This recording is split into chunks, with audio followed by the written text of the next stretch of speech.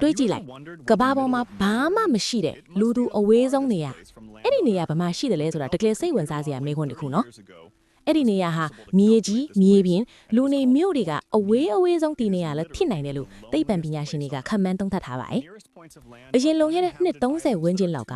ကွန်ပျူတာမော်ဒယ်များသုံးပြီးတော့ဒီကဘာပေါ်ကအဲ့အဝေးဆုံးနေရာကိုတိတိကျကျတိုင်းတာတွက်ချက်နိုင်ခဲ့ကြပြီးတော့ဒါကို point Nemo လို့ချက်ချင်းပဲအမိကမွန်တက်ပေးခဲ့ကြပါတယ်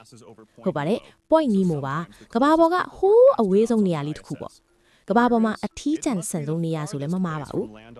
ကဲဒါဆိုဘလောက်တောင်ဝေးသလဲဆိုရင်သူ့ရဲ့အနီးဆုံးပဝင်းကျင်မြေပြင်များမှာတက်ရှိရဲ့ဆိုလို့မရှိလူသားများလည်းနေထိုင်ခြင်းမရှိကြတဲ့အထီးကျန်ကျွန်းတွေထည့်ပြီးတော့အဲ့ဒီကျွန်းဆိုလာတွေကလည်း2668ကီလိုမီတာမိုင်နဲ့တွက်ရရင်1680မိုင်ဟာသူ့ရဲ့အနီးဆုံးအကွာဝေးပါ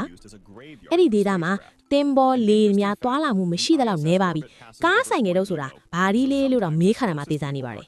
ဒါကြောင့်ဒဲဒီနေရာကိုအာကာသယာဉ်အပြစ်အစီးပစ်ချတဲ့ spacecraft graveyard အာကာသတူတန်အဖြစ်အသုံးပြုကြလေးရှိတယ်လို့လည်းသိရပါတယ်